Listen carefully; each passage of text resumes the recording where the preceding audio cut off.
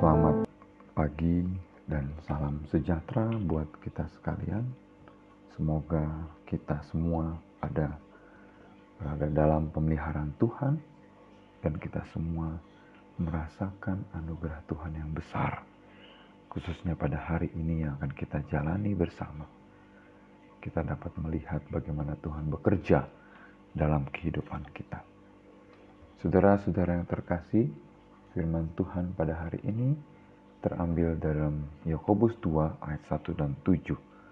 Tetapi kita akan melihat ayat 1 yang menjadi perenungan kita. Saudara-saudaraku, sebagai orang yang beriman kepada Yesus Kristus Tuhan kita yang mulia, janganlah iman itu kamu amalkan dengan memandang muka.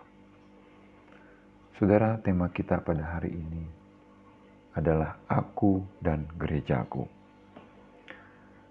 Semakin sukses seseorang dalam karir dan dalam sebuah profesi, hendaknya semakin rendah hati.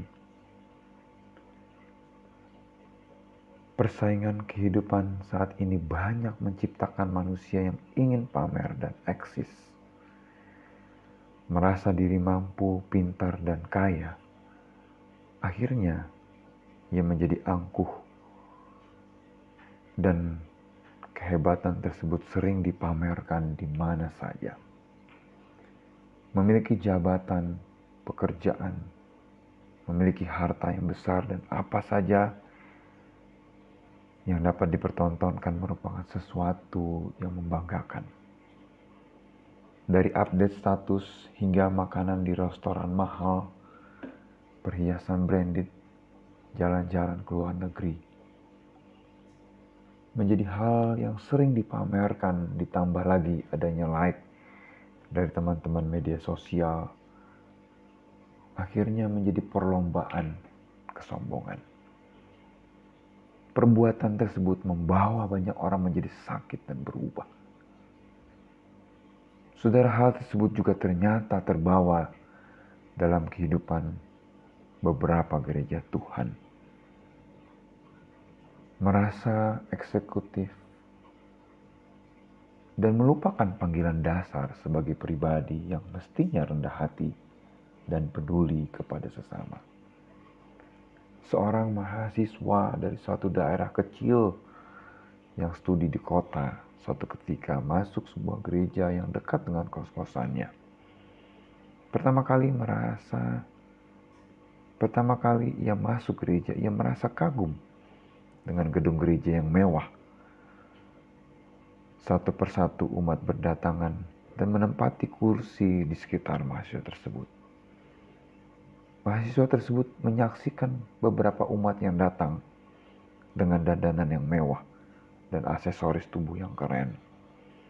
Tetapi tak satu orang pun dari mereka yang keren tersebut menyapa sang mahasiswa tersebut yang datang lebih awal.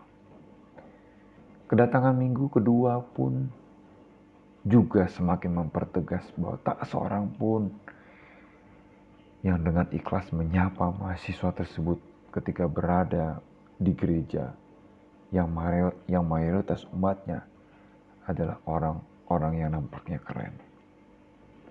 Mahasiswa tersebut akhirnya sadar bahwa dirinya bukan orang yang diharapkan menjadi bagian gereja tersebut. Karena banyak orang di gereja tersebut nyaman berbicara dan tertawa dengan sesama mereka yang keren dan mewah. Gereja mula-mula pun tak lepas dari permasalahan sosial seperti itu.